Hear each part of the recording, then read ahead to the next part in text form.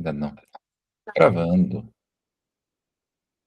Bruna, obrigado por aceitar mais esse bate-papo, essa conversa, ah, sem muito lugar de onde começar e muito menos de onde terminar, né? Sempre um papo.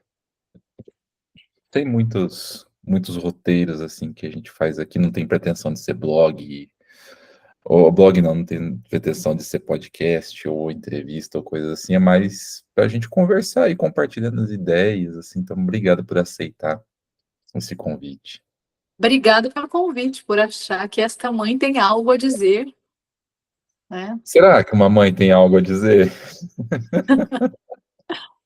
Eu acho que a partir do momento em que a gente se coloca de uma maneira em que a gente é colocado, tudo que a gente acredita, todos os valores, tudo que a gente acreditava ser verdade, em xeque, a gente começa a entender um pouco qual é a nossa função. Então, eu digo que hoje eu tenho algumas certezas, mas são algumas só. E que a gente está sempre em construção, todos os dias aprendendo com esses pequenos seres que vêm para dizer para a gente que a gente não tem o controle de nada. Pois é. E antes de construir, existe uma desconstrução. Existe. Eu falo que para nascer uma mãe precisa morrer uma mulher antes, né? Então a gente passa por um período de bastante sombra. A gente acessa as nossas sombras da nossa infância, muitas vezes de uma maneira muito real e brutal, porque a gente se vê nos nossos filhos, a gente se reconhece neles. E aí a gente precisa entender que aquela pessoa que existia antes dos filhos era uma pessoa e que uma outra pessoa vai habitar este lugar agora. Não que eu não tenha não tenha nenhum resquício de mim do que eu era antes. Óbvio que há, né? Existe uma personalidade bem estabelecida, existe uma maneira de ver a vida, mas quando os filhos chegam, você questiona muitas coisas, e aí você vê morrer muita crença, muitas prioridades, muitas urgências. Você entende que você precisa olhar um pouco mais aberto. E isso é um processo de luto, né? Morre quem você era para nascer uma outra pessoa. Por isso que eu digo que nasce um bebê, não nasce uma mãe. Então a gente vai se construindo, e eu ainda estou em construção, e eu vou me construir nesse papel até eu morrer. Não há uma mãe que sabe tudo, não existe essa mãe. Interessantíssimo, né? A gente começou a conversar aqui, eu nem apresentei para quem está assistindo, né? Eu estou falando com a Bruna Barbosa, jornalista, escritora, que mais? Colunista, mãe duas vezes. Mãe duas vezes e futura especialista em mindfulness, neurociência e psicologia positiva. Mexe. Eu Estou nesse caminho. preciso de muito mindfulness nesse mundo. Precisa. E eu entendi isso depois de me tornar mãe. Pois é, né? É uma coisa interessante. E para a gente pegar um gancho disso que a gente já estava falando, como é que é esse processo de luto? É um processo que você vê que você não tem mais controle sobre tudo que você se propõe. Então, assim, eu acordava antes, eu tinha uma rotina muito bem estabelecida. Não que eu não vá ter, né? É importante que se tenha, principalmente numa casa com crianças, mas os imprevistos acontecem o tempo todo. O tempo que você tem para se dedicar a você e todos os seus projetos e sonhos, pelo menos neste começo, em que um bebê depende integralmente de você para viver, você vai ter muito pouco tempo. E aí você olha e fala: Meu, eu não consigo almoçar às vezes. Não consegui escovar meu dente ainda. Isso depende, obviamente, da maneira com que cada uma encara a maternidade, né? Da demanda que esse filho traz. Existem bebês que dormem muito bem, existem bebês que não dormem nada. Existem bebês que têm refluxo quando chegam, sentem muita dor, muita cólica. Existem bebês que mamam o tempo todo, né? Então, assim, sobre a minha percepção, eu só posso falar sobre ela. Eu vi que aquela mulher que tinha muita energia, que conseguia fazer muitas coisas ao mesmo tempo, ela ainda existe e está aqui, mas que eu precisei entender que havia um espaço que eu precisava destinar a outros seres humanos. E eu precisava priorizar a minha vida. Então, nesse começo de maternidade, eu precisei pausar algumas coisas, alguns sonhos, alguns projetos de vida. E uma coisa que as pessoas acham, Samilo, eu acho interessante a gente falar, é que a gente quer ter filhos, mas a gente não quer que nada mude. Eu tenho até um texto sobre isso. A gente quer ter filhos, mas a gente quer assistir a série do momento, a gente quer conversar sobre todos os assuntos, a gente quer estar na roda de amigos, a gente quer continuar a nossa vida social, a gente quer fazer academia 3 vezes na semana, né? A gente quer, os homens querem continuar frequentando o racho como se nada tivesse acontecido. A gente A quer gente que quer ter, a gente quer ter filhos, mas não quer ser pais, né? a gente quer que as crianças durmam em qualquer lugar, em qualquer horário, com qualquer barulho. E não funciona assim, né? E aí, quanto mais rápido você entender isso, não é que você parou de existir. É que naquele momento específico, né, de vida, a gente precisa priorizar e entender que, ok, eu pauso aqui então um pouco da carreira, eu pauso um pouco dos meus projetos, eu pauso um pouco da minha relação amorosa com meu marido. Porque não funciona, né? Essa coisa do multitarefas, essa coisa do desempenho, né, da sociedade do desempenho. Então, assim, eu tenho que ser uma ótima mãe, eu tenho que continuar sendo uma ótima profissional, eu tenho que ser uma esposa disponível, disposta, eu tenho que estar bonita e arrumada, o meu corpo tem que voltar em 45 dias, eu tenho que estar sexualmente ativa. É uma conta que não fecha, né? Com uma criança que está ali demandando de você energia, atenção, alimento, né? Foco o tempo todo. Então, essa pessoa que existia antes da mãe, ela acaba morrendo, né? Mas não é um morrer que dói, é que o luto dói, né? Então, assim, de algumas maneiras você percebe que você perdeu aquilo ali quem você era, que acordava a hora que queria, de final de semana, que comia sempre comida quentinha na hora que você sentia fome, que você tomava café da manhã em silêncio, porque isso te fazia bem. Em alguns momentos isso dói, isso incomoda. Mas tem outros aspectos, né, que os nossos filhos trazem, que nos fazem ver a vida de uma outra maneira. Por exemplo, hoje eu vou em qualquer lugar, meus filhos me treinaram, estão treinando o meu olhar para ver as coisas pela primeira vez de novo. Você vai fazer um passeio. Ontem a gente foi fazer um passeio numa fazendinha. Fala, putz, quantas vezes eu já fui numa fazendinha? Que chato, tem patinho, tem bichinho, tem isso, tem aquilo. Mas as crianças, elas te convidam para você ver aquilo pela primeira vez de novo. E aí você começa a ver a vida com uma outra forma. Puxa, olha, o pato. Mãe, o Benjamin falou assim para mim, mãe, olha lá aquele pato. Só um pato tem preto no bico. Se ela não é, ela apontar, a gente não ia ver nunca, né? Ia passar. Nem ia ter chegado do pato. Eu nunca ia olhar isso, que um pato daqueles 10 que estavam em volta da gente tinha preto no bico.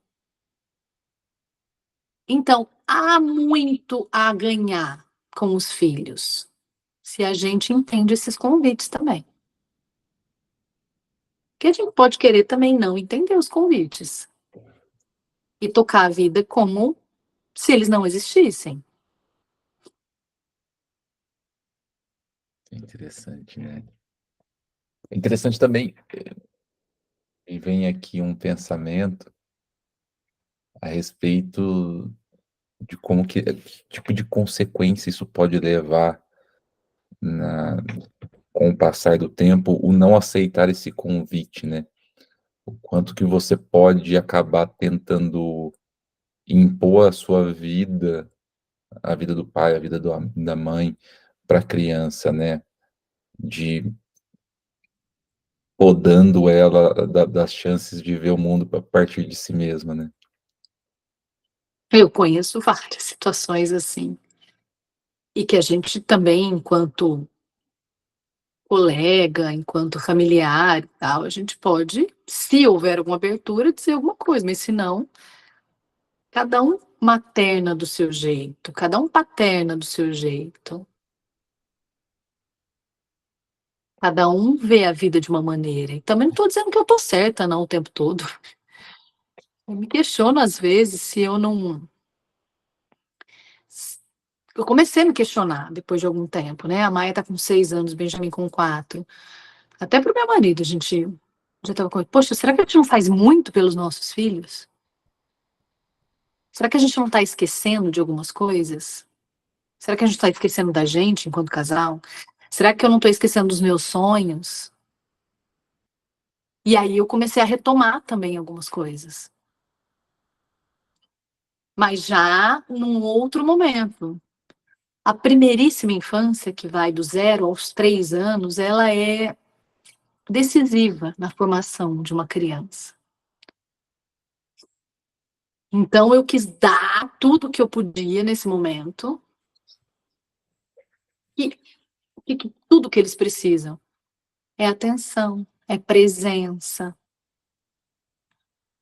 é carinho, mas principalmente é presença, né?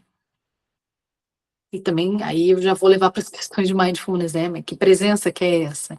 É uma Uhum. presença presente ou é uma presença só para dizer que eu estou ali? Ah, eu não trabalho fora, eu fico o dia inteiro com os meus filhos. Mas você olha o teu filho? Você efetivamente interage com ele?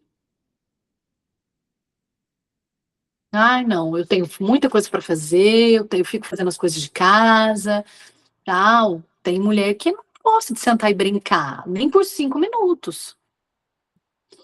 Ah, não, eu não sou essa mãe de brincar. Eu entendo. Muitas vezes eu também não quero brincar.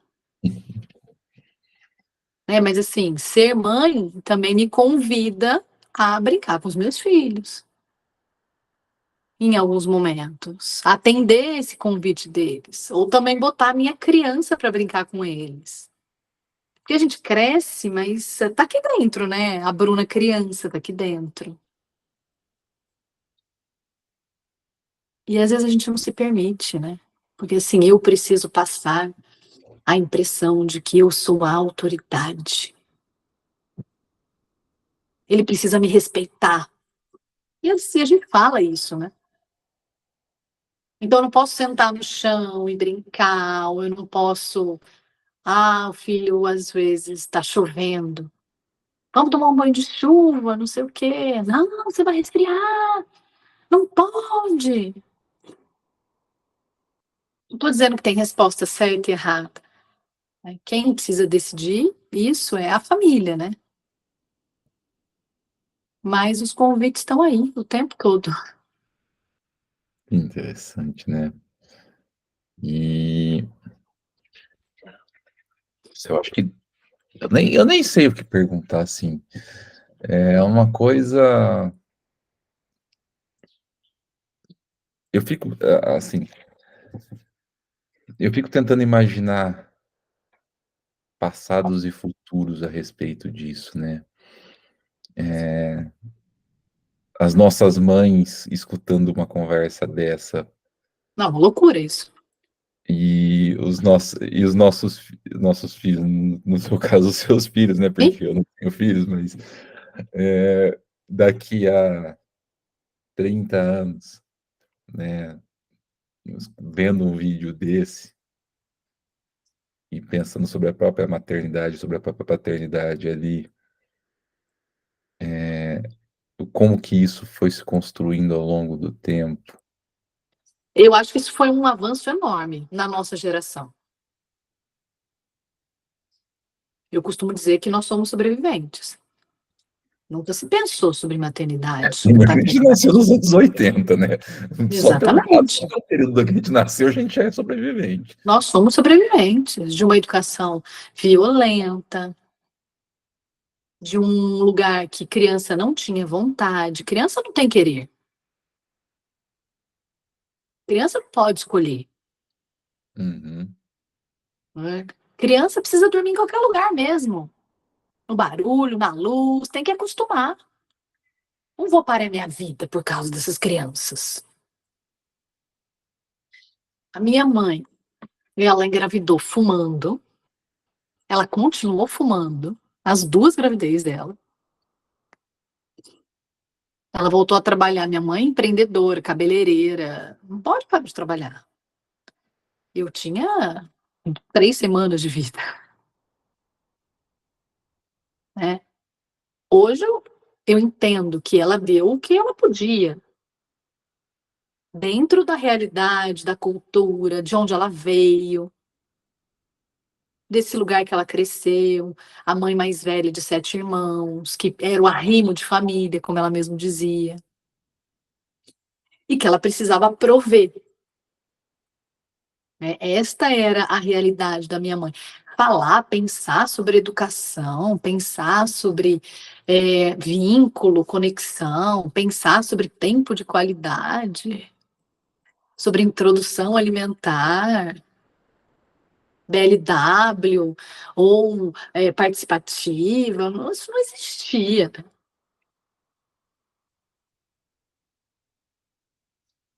Porque eu acho que existe uma consciência coletiva, né? E essa consciência coletiva, ela está evoluindo e caminhando, né? E como que é essa tua relação com, não sei se sua mãe ainda é viva ou não, e como que Minha é esse, mãe faleceu há 3 anos. E meu pegou pai a, tem Alzheimer. o comecinho da Maia, Ela pegou a Maia até 3. é 3. E o Benjamin, o Benjamin tinha feito 1 ano e 2 meses, ela faleceu. E era uma convivência complexa, né? Ela queria dar bala pro Benjamin, queria dar chocolate o tempo todo, que é o que os nossos avós faziam, né? E, Queria e te era ensinar uma. a ser mãe? Hã? Queria te ensinar a ser mãe? Queria me ensinar a ser mãe, não faz isso, não faz aquilo, coloca a meia no pé de ser criança, não dá banho agora, não molha o cabelo, não sei o quê. Só que como eu morei em outra cidade desde que a Maia nasceu, eu não tinha essa convivência diária. Eu falo que isso foi uma bênção na nossa vida, que isso seria realmente um problema.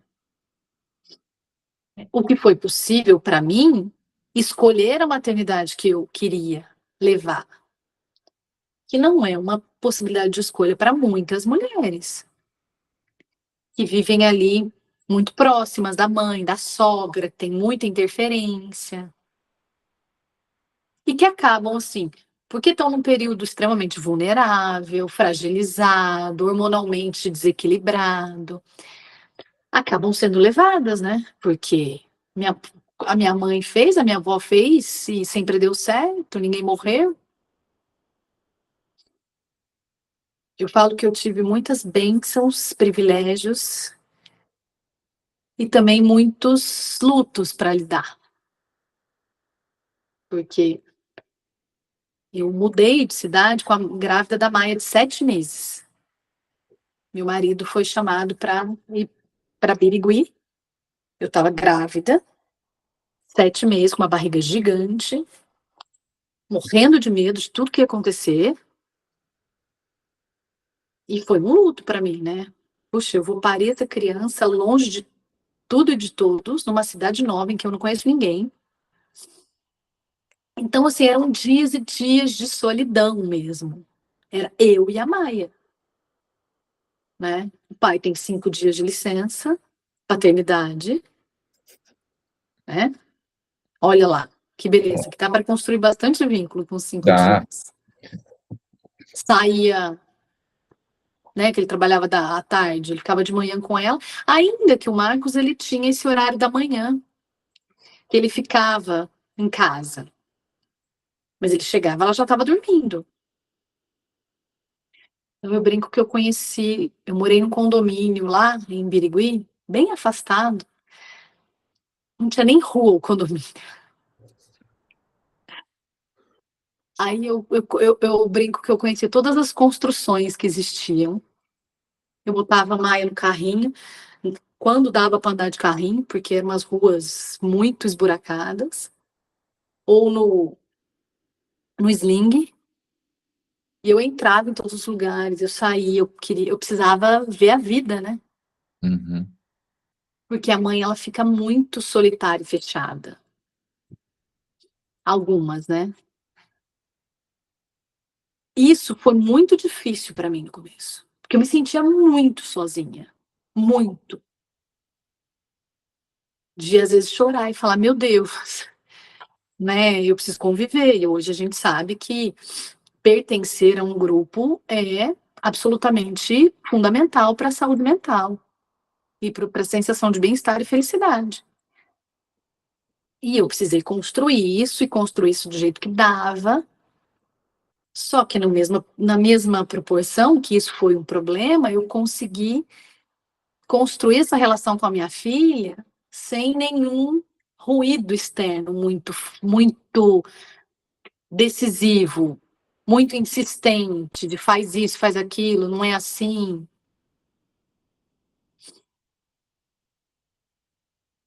Aí o Benjamin chegou um mês depois da pandemia, em que também todo mundo voltou para dentro de casa.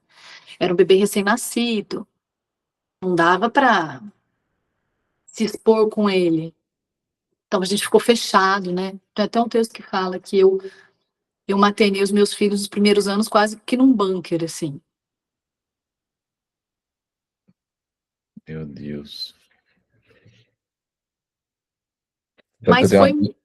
uma priminha que chorava muito no começo, porque ela nasceu nesse período de pandemia, né? E os primeiros contatos que ela tinha com as pessoas, sem sair de casa, assim, ela olhava para uma pessoa e blá. É, ainda há crianças em que a gente vai ter que trabalhar isso. Crianças que nasceram neste período especificamente. Eu fui lidando da forma como eu conseguia, então. Eu morava em Catanduva nessa época. Então, tinha ali duas amigas com filhos muito pequenos também, em que a gente escolheu se encontrar. Então, assim, era aquele, era aquele grupo específico para as crianças interagirem de alguma maneira. A Maia tinha 2 anos e 4 meses, um irmão nasceu, que já é uma mudança gigantesca, a escola fechou, ela não podia mais ver nenhuma criança, né? Um ciúmes gigantesco, porque aquele bebezinho chorava, a mãe atendia e ela não. Então a gente precisou fazer essas escolhas. E tinha um aeroporto, assim, logo em cima da minha casa, que era um vale, assim, grandão e tal. Então, todo dia eu saía para caminhar com ela ali, mesmo que não podia. Senão as coisas iam, realmente, a saúde mental ia ser muito impactada. E essas experiências todas você reuniu no livro. É, isso tudo. Eu acho que, assim, o sofrimento, ele faz a gente crescer, ele nos proporciona possibilidades de resiliência, né? Você cria estofo, você cria um background para conseguir seguir. E apesar de ter sido muito difícil, muito duro esses primeiros anos, né? Primeiro porque eu mudei grávida, morei numa outra cidade, não tinha ninguém próximo da família e tal, mas logo consegui construir, aí volta a trabalhar 6 meses depois. de uma forma em que as empresas não estão preparadas. Ninguém quer entender uma mãe que acabou de voltar e que está amamentando. A licença maternidade é 4 meses, algumas empresas fazem 6. E a orientação da Organização Mundial da Saúde é uma amamentação exclusiva até 2 anos de idade. Como é que faz? A conta não fecha. E, e aí, no momento que eu precisei voltar a trabalhar e o chefe não queria entender o horário que.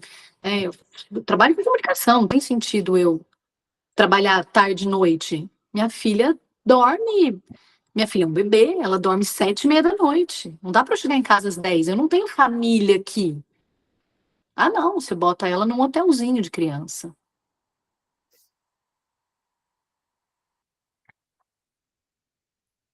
Né? Então, assim, a sociedade não é aberta às mães, a sociedade não trata as mães com cuidado, como a tal da aldeia, né? É preciso de uma aldeia para criar um filho, é uma frase de um ditado africano muito conhecido. Mas quem que cuida dessa mãe?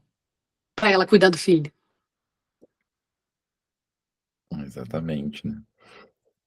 Tem inclusive, tem até uma frase no manifesto aqui dentro da Digital Hack que a gente traz essa reflexão, né? Enquanto a gente tratar como recursos seres humanos, meio ambiente e a natureza, e tratar como patrimônio o dinheiro, a nossa relação sempre vai estar invertida e sempre em Sempre. desequilíbrio, né? E aí eu me revoltava muito com essa realidade que eu estava vivendo ali, né? De que não havia nenhuma empatia, nenhuma compaixão, né? Que há uma diferença entre empatia e compaixão. Empatia, eu sou capaz de sentir a dor do outro. Compaixão, eu vou num nível, né? Eu desço um degrauzinho. Eu vejo a dor do outro e eu faço um movimento para que aquele outro não sinta essa dor. Então, não havia uma compaixão em relação. Não, tudo bem, ó. Até 1 ano de idade, se você quiser amamentar, né? Troca o horário. Não vai afetar a sua função especificamente. Enfim, e essa volta, né, da mulher, eu falo, a volta da mãe ao mundo real, ela é muito dolorida. Quantas e quantas amigas não perderam o emprego quando voltaram a trabalhar da licença maternidade? Ó, tá aqui, obrigada, você serviu até agora, mas agora que você virou mãe, se tornou mãe, você não serve, tá? Porque suas prioridades mudaram. E a mulher que se torna mãe, até o cérebro dela muda, e é incrível. Ela é capaz de ficar mais produtiva. A área da empatia aumenta. Ela consegue concentrar mais atividades em menos tempo. Por uma questão clara de sobrevivência. Então, essa mulher, ela se torna mais produtiva porque ela precisa se tornar. Mas as empresas não entendem isso. E aí você começa a ver que você não se encaixa, né? Trabalhe como se não tivesse filhos, tenha filhos como se não trabalhasse. E o, e o papel paterno nessa história? Eu digo, eu e minha esposa, a gente conversa muito sobre isso, né? A gente fala assim que todos esses problemas que a gente tem com, com os homens no mundo atual, né? Seja com o machismo, com a violência, com a ignorância e diversos outros pontos, né? Que a gente precisa de estudar mais não só o corpo, mas o comportamento masculino para que o homem se entenda melhor, porque como ele é um bicho muito fechado, ele pouco se explora na maior parte das vezes, né? Obviamente que tem ótimas e excelentes exceções a tudo isso que eu estou dizendo, né? Mas esse relacionamento com o pai, o papel do pai, ah, sobre a ótica da mãe, sobre essa construção da mãe. Conta um pouquinho dessa história toda, assim. Eu venho de uma vertente muito otimista, só que eu tô começando a ficar cansada. Porque, assim, na mesma proporção que a mãe está se construindo, o pai também tá. E esse pai que cresceu numa sociedade machista, numa sociedade paternalista, numa sociedade em que o homem só provê, em que o homem não pode olhar para ele porque isso é tido como fraqueza, uma fragilidade, tudo que se associa ao universo feminino é tido como fragilidade. Então, fazer uma terapia, olhar para o autoconhecimento, tentar me entender melhor os meus sentimentos, as minhas emoções, não é uma coisa que os homens estão acostumados. Isto soa como fragilidade, como bobagem. Homens não choram e segue o lance. Uhum. Aí esse homem se torna pai. Ele não leu nenhum livro sobre isso. Enquanto isso, a mãe tá lá lendo. O que acontece? O que estou olhando aqui a minha estantezinha de livros? O que esperar quando você está esperando? Aí a mulher vai lá e lê, se prepara, entende tudo que está acontecendo, né? Porque você entende que a coisa do nasce uma mãe, nasce um bebê, ela não pode, não tem chance de acontecer, porque eu não era mãe antes, eu era filha. Eu estou me construindo, então eu preciso estudar para ser mãe, preciso entender esse papel. O homem não estuda, primeira coisa. Ah, não, é lá no corpo dela e tal. Esse homem se percebe pai, geralmente, só quando o bebê chega, e não antes, porque não é no corpo dele, porque ele não está sentindo as transformações. E tá tudo bem que demore um pouquinho, né? O homem precisa ser mais concreto. Aí chegou o bebê. Ai, mas ele é muito pequeno, não pego. Ah, ele é muito pequeno, eu tenho medo de dar banho. Ele é muito pequeno para mim também. Ele é muito pequeno, eu também tenho medo de dar banho. Eu nunca dei, Uhum. né?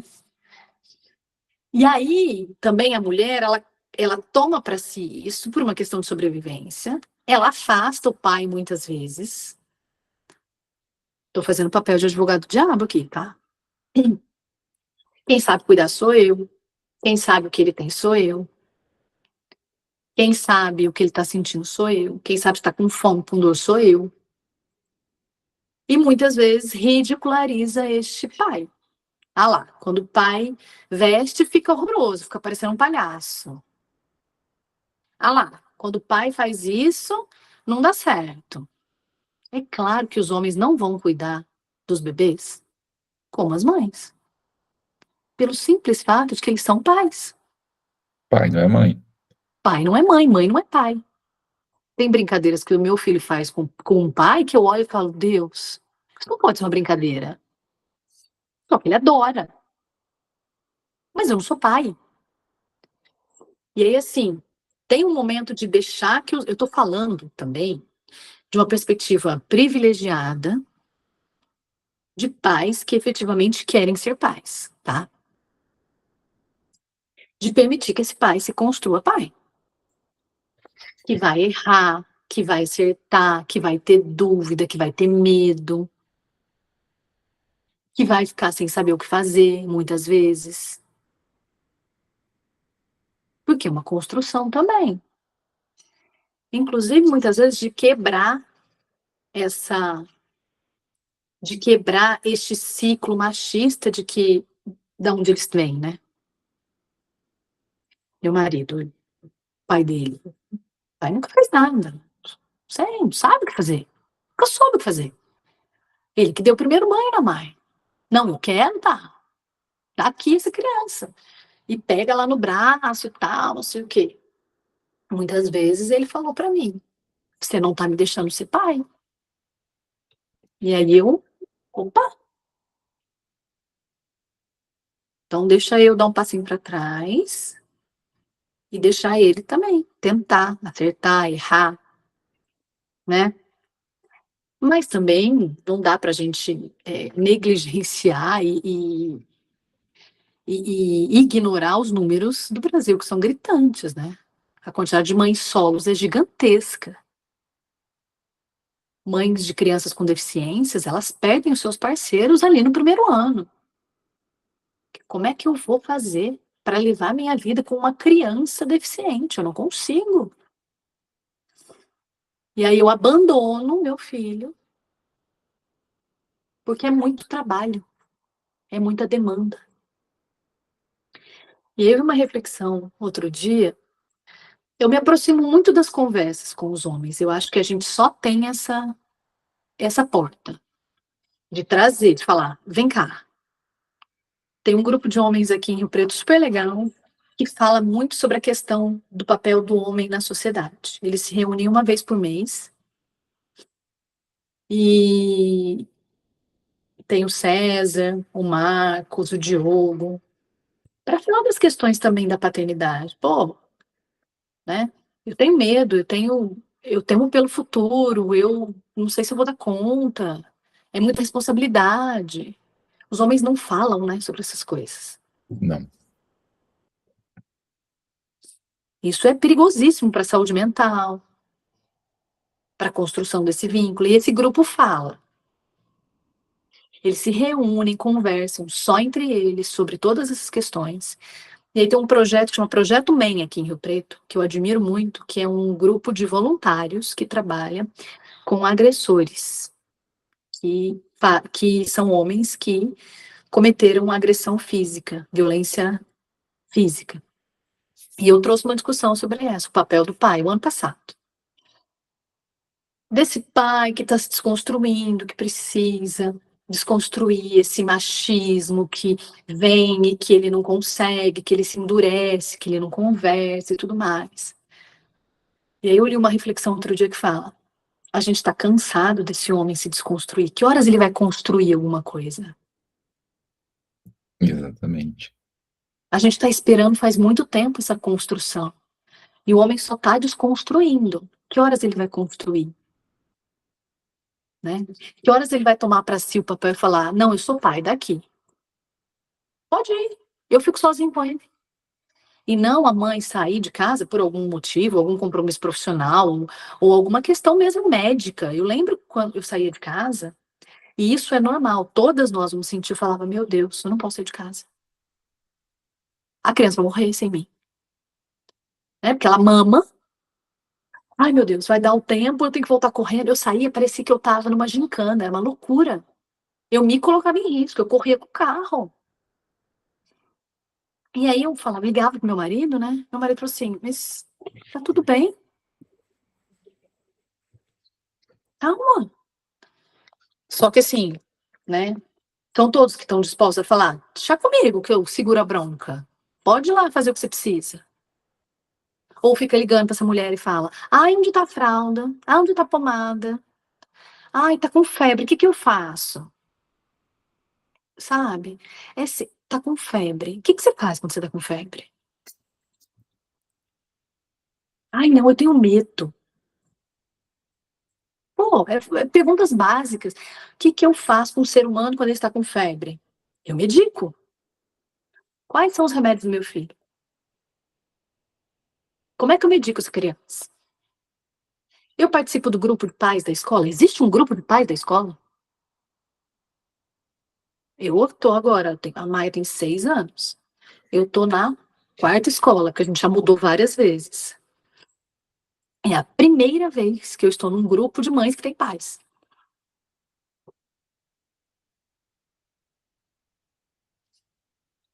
Ai, mas eu não consigo, não dou conta de acompanhar. Mas o grupo de futebol, você dá conta de acompanhar. Mas o grupo de pornografia, do grupo de amigos lá, você dá conta de acompanhar. Você acha que a gente não sabe? É claro que assim, eu estou generalizando, né? Mas eu estou falando de uma maioria. Sim, e é necessário, né? Eu digo para alguns amigos, assim, muitas vezes eu sou muito ridicularizado por causa de que eu me propus a seguir esse caminho, né? De parar para se reencontrar, para meditar, para... Bom, eu acho que também o fato de eu ter 80% de mulheres na Digital Hack também me ajuda muito nesse sentido, né? Opa! Mas correr o risco de não ser aceito em grupos foi uma barreira que me doeu muito, assim, né? Porque você deixa de ter diversos outros convívios que o homem tem desde pequeno, porque o homem é ser um moleque, na maior parte das vezes ele é sem noção, né? E cresce muito assim, né? E cresce principalmente a gente que cresceu nos anos 80, 90, né? Bullying era elogio, né? Nossa, Quando a gente acha, se acontecesse hoje, né, numa escola, o que acontecia com a gente nos anos 80, o pai ia preso, com certeza ia ter muitos problemas, assim, né? Mas de se propor, né, esse convite para os homens né, você pode ser homem sem ser macho, sabe? o macho tóxico, né? Exato. É, que a maior parte, 99,9999999% de tudo isso que a gente está falando é independente se há pênis ou vagina. Sim, há É, muitas mulheres machistas, muitas, sim, que sim, perpetuam isso também, sim. essa estrutura. Por quê? Porque assim, eu preciso justificar a minha existência. Né? Existe a coisa da mãe boa o suficiente. Só eu sei fazer, só eu consigo lidar, só ele só o meu filho só se sente seguro comigo, né? E aí ela se mantém nesse lugar aí, e aí esse pai nunca tem chance para criar, para construir esse pai. E essa é uma forma de machismo. Justificar a minha existência. A minha existência é ser a mãe suficientemente boa, a que tudo sabe, a que tudo resolve, a super heroína. Aí eu falo que esse é o pior lugar para a gente se colocar, as mulheres, as mães. Esse é o lugar que nos adoece. Esse é o lugar que faz com que 4 em cada 10 mães estejam com um transtorno mental. Número absolutamente subestimado. Porque quantas estão e não falam sobre isso? Quantas estão e não procuram ajuda? Quantas estão e não sabem nem sequer que estão? Que foi assim com a minha avó, foi assim com a minha mãe, foi assim com a minha irmã, foi assim com a minha vizinha. Mãe é padecer no paraíso. Essas frases que são sempre prontas, assim, você pode desconfiar dela, que ela não dá certo. O texto sem contexto é muito pretexto, né? Né? E aí, assim, eu sou uma mulher que preciso sofrer porque eu tive um filho. E aí a gente fica nesse lugar de sofrimento, da sobrecarga, do transtorno, da solidão, muitas vezes. Você acha que é uma tentativa de autossantificação pelo próprio Marco? Sim, sim, tem muito disso. A mãe suficientemente boa é a santa. É aquela que se coloca no pedestal de eu sou a mulher que tem todas as respostas, que todo mundo tem que pedir benção, que todo mundo tem que adular. E eu sou santificada. Tomara que muita gente não ouça essa conversa. Não, mas a gente não é sem dedos. Não, é papo reto. É, mas É, assim, é difícil, né, falar essas e, verdades. e Não o é uma pai, coisa. e esse é mesmo, e o mesmo lado do pai, né? No sentido de que o grande pai, né? É o pai poderoso, é aquele santificado, é aquele heróico, aquele todo-poderoso, é aquele É o que dá detentor, benção, é o que detentor pede a da benção. razão. É, esse pai, eu falo que o pai que só brinca no final de semana, só leva para jogar bola no final de semana, não tá colando mais, né? Tem perguntas lindas que eu gosto de provocar quando a gente chega nesse lugar da conversa, que é: você teve medo em relação à sua carreira profissional depois que você se tornou pai? Aí eu respondo, não. Você ficou com medo do que aconteceria com o seu corpo depois que você se tornou pai? Não. Você duvidou de você depois que você se tornou pai?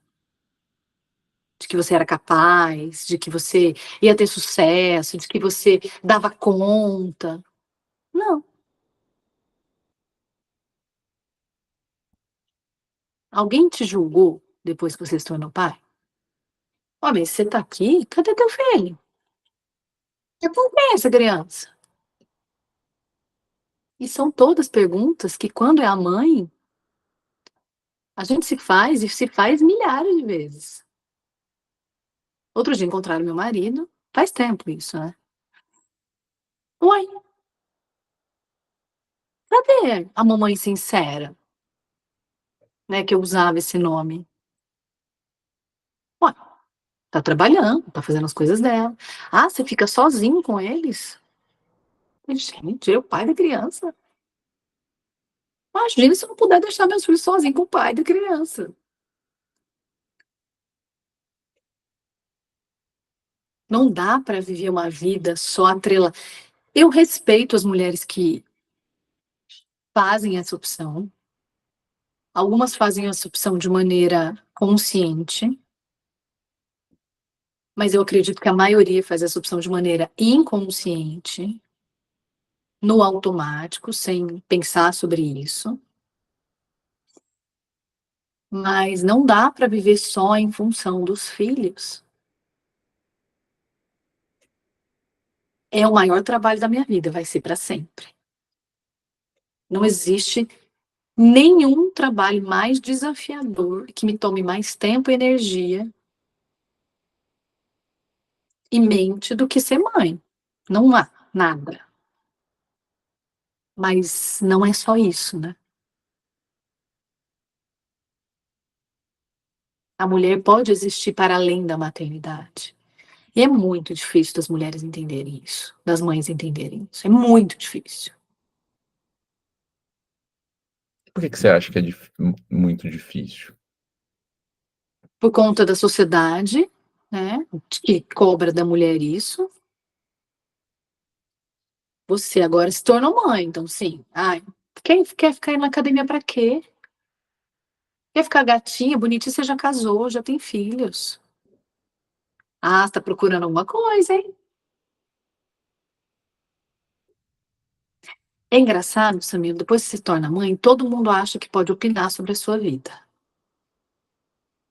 Então, assim, ah, tá saindo demais. Ah, essa aí tá querendo alguma coisa. Tá saindo de menos, ah lá.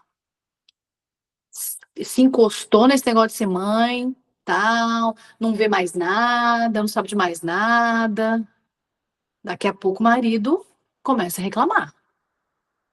Vai passar uma maquiagem pra sair, pra fazer alguma coisa. Tá usando maquiagem assim pra quê? Não passou a maquiagem. Poxa, mas você não vai passar nem um batonzinho? As pessoas opinam sobre as mulheres, sobretudo sobre as mães, o tempo todo. Porque a sociedade acha que tem esse direito. Vai colocar na escola filho com 5 meses. Ah, teve filho pro outro criar, né? Pra escola criar, pra creche criar. Não, vou colocar, vou largar do meu emprego, vou ficar em casa, porque eu acho importante. Ah lá, virou mãe, abandonou tudo. Abandonou carreira, abandonou marido. E aí a mulher, ela não se sente sequer merecedora de tempo, de energia, de gastar dinheiro com ela. Eu tenho uma mentoria, Samir, para mulheres, para mães, né? Eu chamo de mãe plena. Pleno, a palavra plena é encher-se de si. Quando você se torna mãe, você é um copo. Você tá lá, o copo todo cheio de você. Você se torna mãe, você começa a colocar outro copo, outro líquido aqui. E aí você vai se misturando, né? Você já não sabe mais quem é você, o que que você quer, o que que você gosta, quem são seus filhos, se é seu ou seu dos seus filhos esse desejo. Aí eu falo que chega um momento, que é uma escolha da mãe, que ela precisa voltar a se encher dela, né? Joga de novo para que ela entenda quem ela é, se encher dela de novo. E assim, hoje tem mentorias que a pessoa paga para ganhar, para mentorias de 5, 10 mil reais, 30 mil reais. As mulheres acham que elas não podem dedicar 400 reais para elas. Mas se for para comprar o brinquedo X do filho, porque também tem isso, eu preciso agradar e dar tudo que eu não tive. Eu pago 1.000 reais, fácil.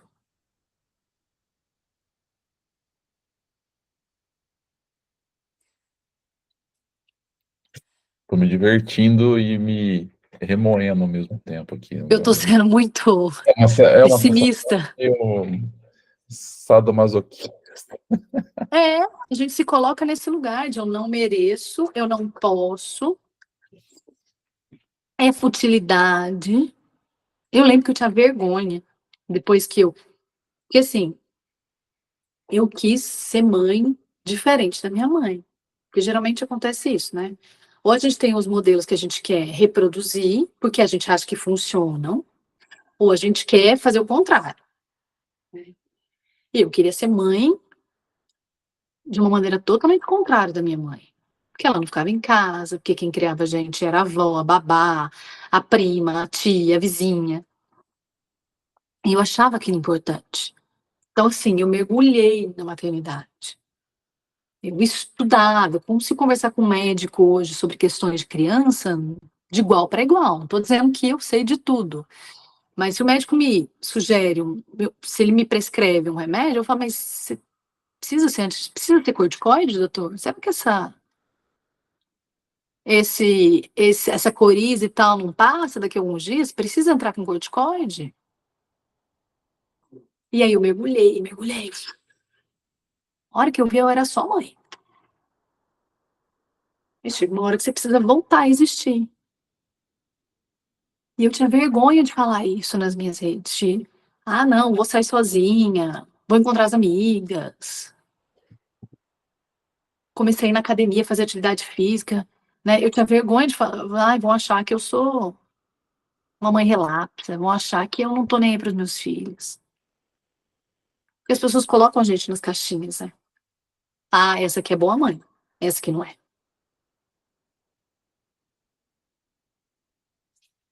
E faz isso também com o filho? Opa, muito, muito. Esse filho aqui é um terror, né? E as palavras, elas são tão fortes, né?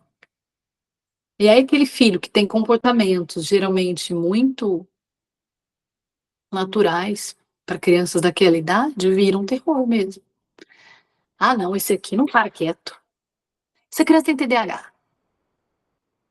Já me perguntei várias vezes, será que a Maia tem TDAH? Essa criança, né? E agora, na era da informação, a gente fica tentando diagnosticar os nossos filhos. Essa criança tem um movimento. Essa criança tem TDAH. Ah, essa criança tem autismo. Ah, essa criança precisa disso, daquilo.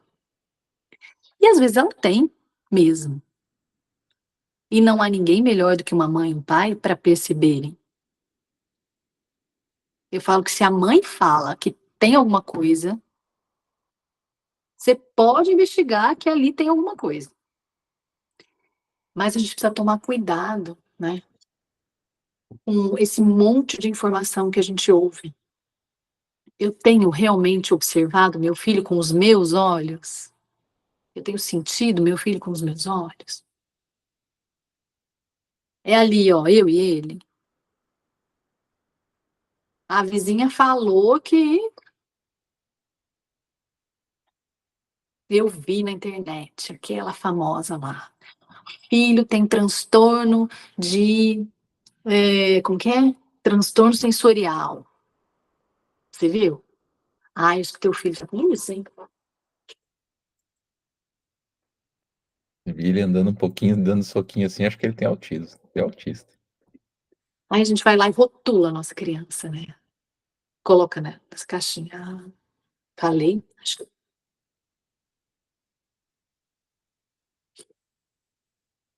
precisa perceber um pouco sobre se é sobre realmente o meu filho, se é sobre o que o mundo está falando. A gente nunca viveu numa era de tanta informação sobre transtorno, sobre doença mental, sobre comportamento. E aí, o que acontece com a gente? Que às vezes a gente quer a solução mais rápida, né? E eu preciso de uma resposta. Exato, é o senso de conveniência, né? A gente, talvez, assim, eu me sinto um pouco culpado no marketing com isso. Eu acho que eu tenho um pouco de parcela de culpa nisso, assim, de, de todo essa geração criada a partir do senso de conveniência, de que tudo pode ser comprado e tudo que possa ser comprado tenha que vir pronto, né? E principalmente É, quando a gente vai falar de educação, esquece, né? Tem nada pronto, né? e aí a gente coloca o nosso filho nessa caixa e ele fica lá. E às vezes a criança está comendo muito açúcar, não está indo dormir cedo, está muito agitada porque ela não dorme o suficiente. Falta rotina para ser criança. Né? Todos nós precisamos de rotina. Eu entendi isso com 39 anos. Né? Uma mente hiperativa, sem diagnóstico, mas que precisou adquirir contornos, né? Tô falando de mim agora especificamente. Eu precisei mergulhar em mim, entender quem eu era, para entender alguns comportamentos meus e dos meus filhos. Que nós somos espelho. Não adianta eu falar para criança, não come isso aqui. Aí eu vou lá e como. As crianças não aprendem pelo que a gente fala. Elas aprendem pelo que elas veem. Neurônios espelhos. Aí eu quero que meu filho tenha uma alimentação absolutamente saudável, tal. Aí vou lá, preparo aquilo, não sei o quê. Teu filho já te viu comendo alguma coisa disso aí? Você já sentou para comer com seu filho?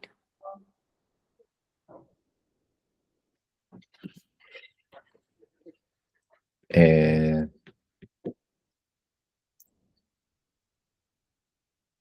eu não sei nem o que dizer, assim, é uma coisa.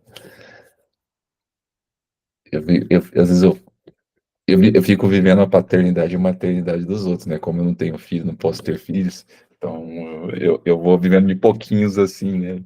E esses dias eu tava com a minha sobrinha e ela tá entrando numa fase super legal, assim, com 11 anos. Hum, A importância de você. Eu estava refletindo comigo, assim, né? A primeira vez que ela me questionou de alguma coisa, eu percebi que sem querer, eu comecei a me esquivar e me justificar com ela. Aí me deu uns 5 minutos, assim, depois, eu falei, pô, na hora que ela perguntar isso de novo, eu preciso assumir para ela que eu fiz errado, e que eu não sei às vezes. que eu não sei. E muitas vezes que ela tá certa, porque senão ela vai crescer achando que tudo se resolve na base da discussão. E que às vezes insegura Hum, com a própria reflexão, com o próprio senso crítico, e, e que a relação dela comigo vai ser do tipo, faça o que eu digo, não faça o que eu faço. é. Esse é o pior tipo de relação possível, né? E a gente subestima a capacidade de uma criança de ser compreensiva. Demais. De muitas vezes você falar, ó, não, realmente eu fiz assim e não fiz certo, né? Eu não pensei direito. E colocar aquilo na mesa, obviamente que de acordo com a sua idade, com o seu momento, né? Mas colocar aquilo na mesa, explicar, olha, que as idades, mesmo assim, mesmo depois de velho, a gente tem nossas falhas, que a gente não compreende, de viver aquele momento com ela, né? Você tem a oportunidade, é aquilo que você estava comentando, você tem a oportunidade de visitar aquilo de novo, né? Há quanto tempo será que eu não estava me auto-enganando com essas próprias justificativas e que ela me trouxe a oportunidade de visitá-las assim e falar, opa, peraí, né? Eu falo que às vezes a gente fala coisa para criança, a gente não tá falando para as crianças, a gente tá falando pra gente. Com certeza. Só que eu finjo que eu tô falando para criança, entendeu? Eu Pelo menos a peço, nossa interna tá ali ainda, né? eu peço desculpas para os meus filhos com muita frequência. Eu tava aqui tentando analisar quanto. Eu pedi desculpas para Maia ontem.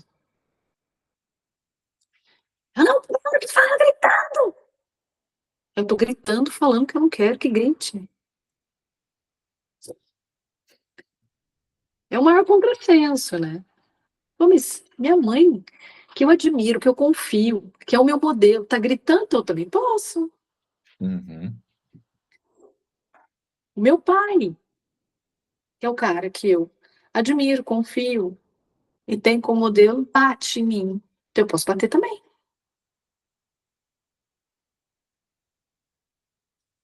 Então, ser pai e mãe é uma. Eu também falo isso no livro, que é um dos maiores convites para a gente evoluir a nossa consciência sobre quem a gente é, por que que a gente está aqui, por que que eu faço o que eu faço. Eu larguei um trabalho de 17 anos, uma função que eu gostava, que eu me sentia feliz, que era na comunicação, que eu estava, apesar da volta ter sido conturbada, que para mim era um lugar seguro, mas eu já olhava e falava assim, não estou me encaixando aqui mais, não é, não faz mais sentido isso, né? Acontece muito isso com as mulheres. Consegue voltar para esse mundo real que ela estava inserida. Às vezes, por necessidade, ela acaba se tornando uma empreendedora, e aí ela tem que dar conta das crianças da casa e do novo empreendimento dela, quando dá. E aí eu falei, não, qual que é o meu propósito? Né? Eu costumo falar que o nosso propósito é curar dentro da gente alguma ferida, para que a gente ajude a curar os outros, né?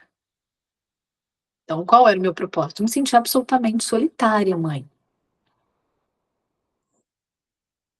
Eu tinha um modelo de maternidade que era da minha mãe, que não era o que eu queria reproduzir, apesar dela ter feito o seu possível e ter feito muitas coisas boas. Mas eu queria curar tudo isso dentro de mim. Então, eu fui trabalhar com o quê? Com mães.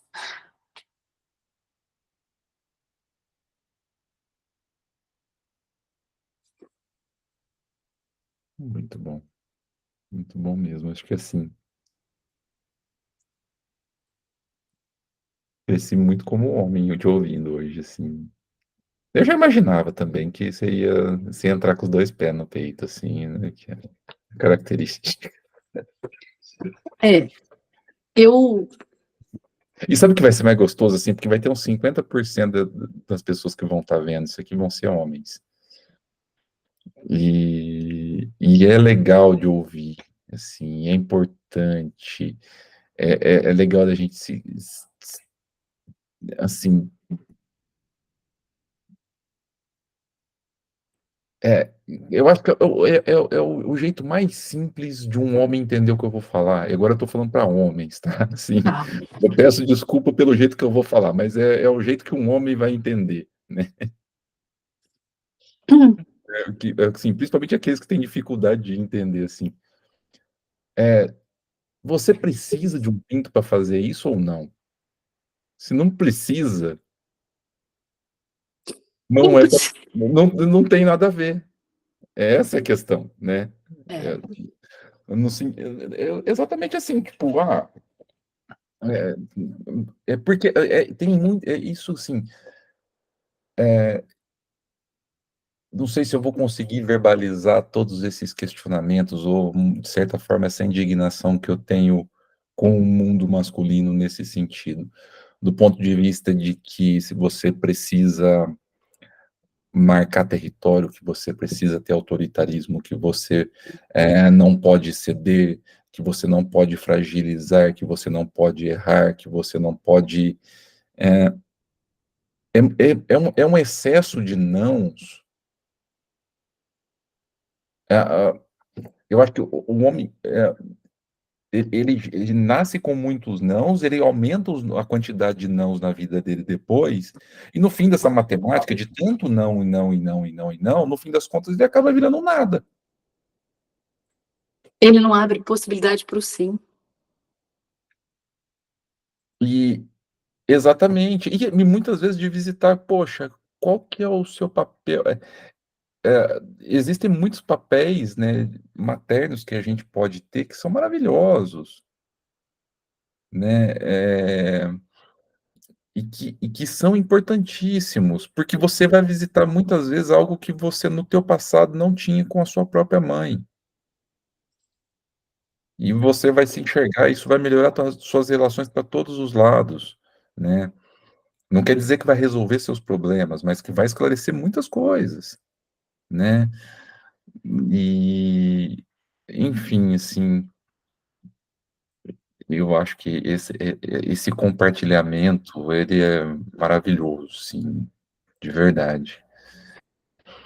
A gente precisa pensar que a gente está aqui para se relacionar e construir. Acho que quando a gente consegue olhar dessa maneira, eu consigo olhar para a dor do meu parceiro que precisa prover, que muitas vezes tem que viajar, tem que se doar ali naquele lugar mais tempo. Mas ele também precisa olhar aqui, opa, agora eu tenho outras funções também. Eu sou pai agora, eu sou marido, eu sou companheiro. Eu estou dando esse meu pedaço também? Ou eu só estou preocupado com prover? Porque tem muita família que tem grana aí e que é infeliz. Né? É isso que eu quero? Eu quero reproduzir isso? Eu sou só o provedor? E muita mulher que aceita também essa troca, porque sempre viveu assim. Eu costumo dizer que tudo que um filho precisa é de uma mãe saudável e feliz. Se esse pai, se esse homem que está ao lado dessa mulher entende isso, ele resolve muitas questões. Eu estou olhando para minha companheira, para a mãe dos meus filhos, ela está bem? Quanto tempo que ela não fala o que ela quer fazer? É sempre pelo bem da família. Ah, vamos naquele restaurante porque tem espaço de brincar. Ah, vamos ali porque vai agradar fulano e ciclano. E o que ela quer fazer? Será que eu perguntei para ela nos últimos tempos? Eu estou tentando encontrar tempo para me conectar com essa mulher que virou mãe, que está dando o que ela pode, muitas vezes o que ela não pode, né? Eu, às vezes, tento criar momentos para que a gente esteja sozinho e eu consiga ouvir ela e ela me ouvir, ou a gente vai continuar nessa relação só no automático, né? A gente está só criando os nossos filhos, né? Eu falo que eu e meu marido, a gente tem um dia para namorar. E namorar não precisa ser só sexo, tá? Então, assim, as crianças vão para a escola, geralmente de segunda-feira, que ele não trabalha. Então, segunda-feira de manhã a gente toma café juntos, leva as crianças na escola, aí a gente senta, conversa, vai caminhar juntos, vai fazer uma atividade física. Para que a gente exista, né? Uhum. Senão, Samir, não dá tempo de conversar. Sim, a gente põe as crianças para dormir cedo, né? Porque é saudável, porque faz bem para eles, que faz com que eles cresçam, faz com que eles descansem e faz com que a gente tenha esse tempo depois também pra gente. Poxa, como é que foi seu dia? Será que a gente está se perguntando isso? Como é que foi seu dia? Para além do caos diário? Que não é pouco, né? Nossa, pelo amor de Deus, as crianças, não aguento mais, não sei o quê, tá. Como é que você tava, né? Você tá sentindo alguma coisa? Quer uma massagem? Ser gentil com quem a gente escolheu para passar o resto da vida. que não precisa mais também ser pro resto da vida hoje. Eu acho que isso é uma grande conquista. Não que eu acho que na primeira dificuldade a gente precisa ir cada um para um lado né, mas eu sei o que eu tô falando. É, será que a gente está olhando ao lado, para essa pessoa com gentileza, com compaixão, com parceria? Muitas vezes as coisas lá elas ficam muito resumidas em a mulher cuida, o trabalho de cuidado é da mulher, e o trabalho e a provisão financeira do homem. Então, os sonhos, geralmente, a carreira, os projetos, ficam para o homem. A mulher não tem mais direito de sonhar. Não, eu vou cumprir com esse papel só de criar bem os meus filhos. E aí sim, a gente acredita tanto nisso, que a gente fala isso. Não, a minha maior realização é ser uma boa mãe. E eu quero ser uma boa mãe. Tô dizendo que não quero. Aliás, eu me esforço para isso. E pode até ser a maior realização, mas não precisa ser a única. É isso. Eu estudo para ser uma boa mãe, eu estou presente com os meus filhos, mas eu não preciso ser só uma boa mãe. Eu posso me tornar uma escritora, eu posso me tornar uma empreendedora, eu posso realizar um grande sonho meu. Porque, de novo, tudo que o filho precisa de uma mãe saudável e feliz. Um filho, eu nunca vou me esquecer do dia que chegou o meu livro em casa. Eu escrevi isso aqui em 6 anos de maternidade, sabia? 6 anos.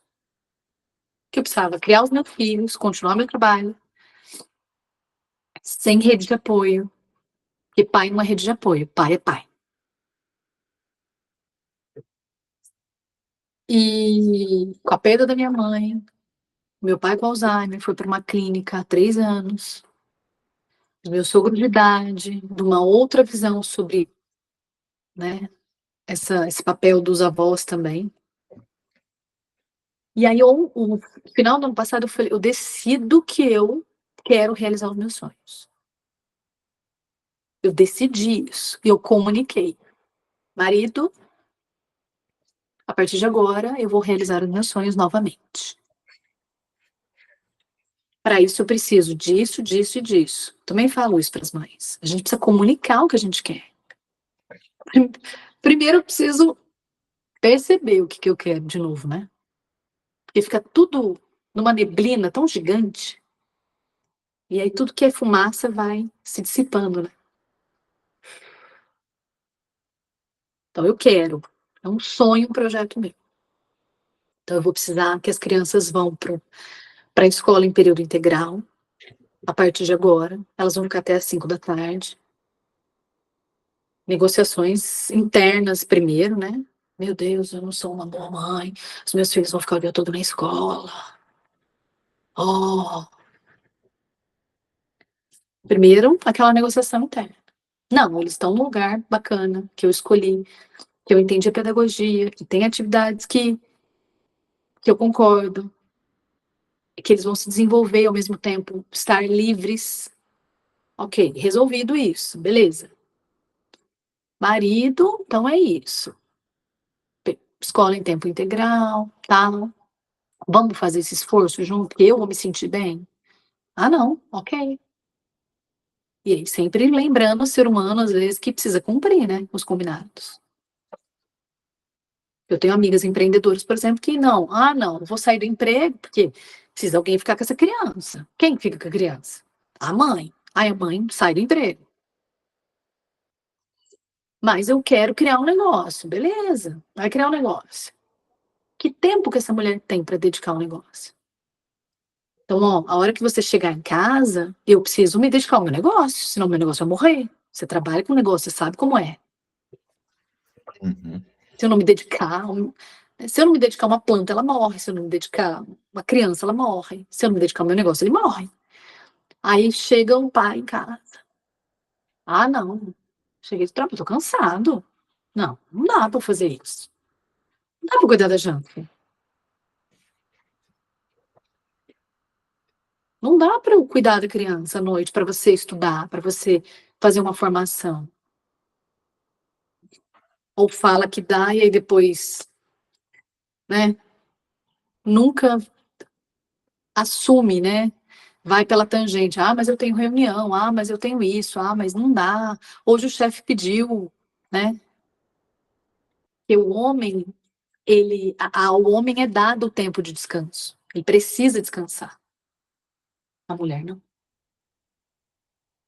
A mulher descansa se der.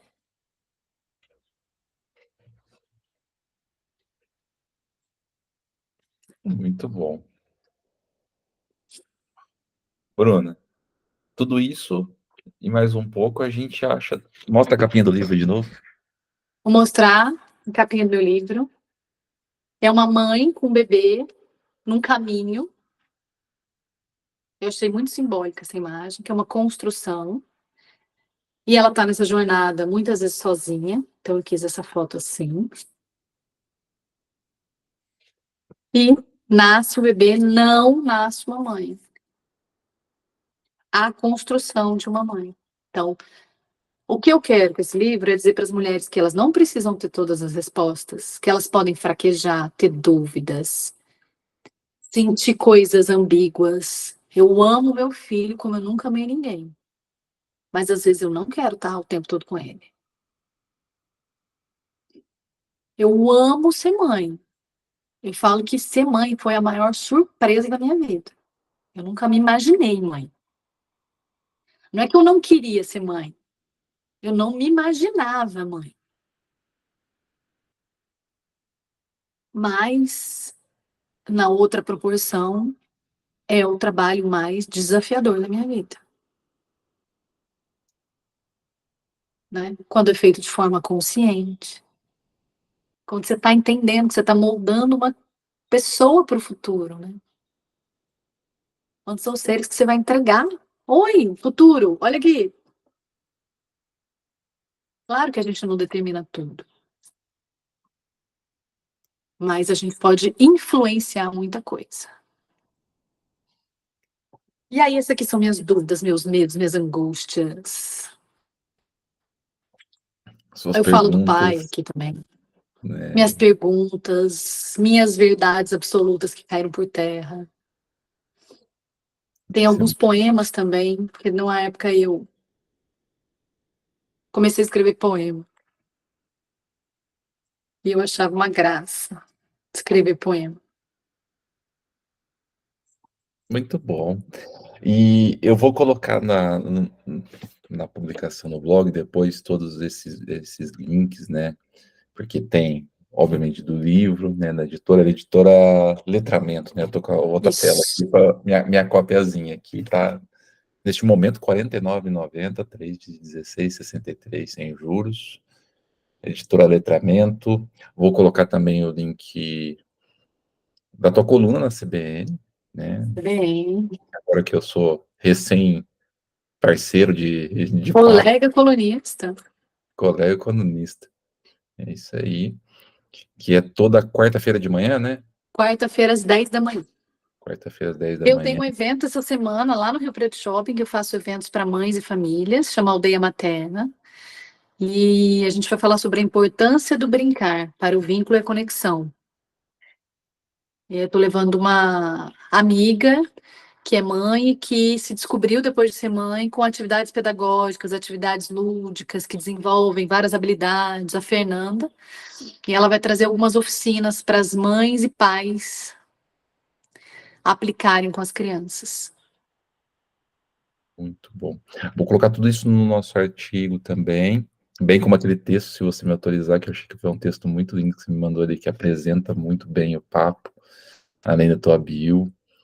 E já vou deixar o convite para a gente esticar essa conversa no segundo encontro, se quando você quiser, porque agora eu vou lá, faço dever de casa, faço mais perguntas, reflexões sobre o meu possível. E caiu. Vou ficar aqui aguardando ela voltar.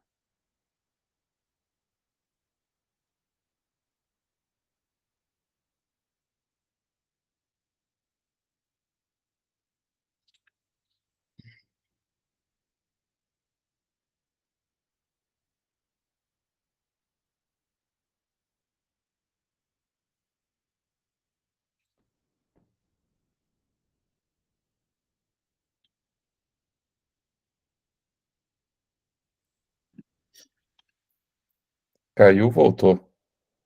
Eu não sei o que aconteceu comigo aqui, mas eu sumi. Tô de volta. Aí, voltou. E, e aí eu vou colocar todos esses links só para a gente fazer esse encerramento desse papo, que foi maravilhoso, assim. Eu te agradeço demais, demais, demais. Pena que a gente ainda é pouco tempo, né? Acho que dá pra gente esticar muito mais, mas a gente já tá aqui há 1h20. Nossa!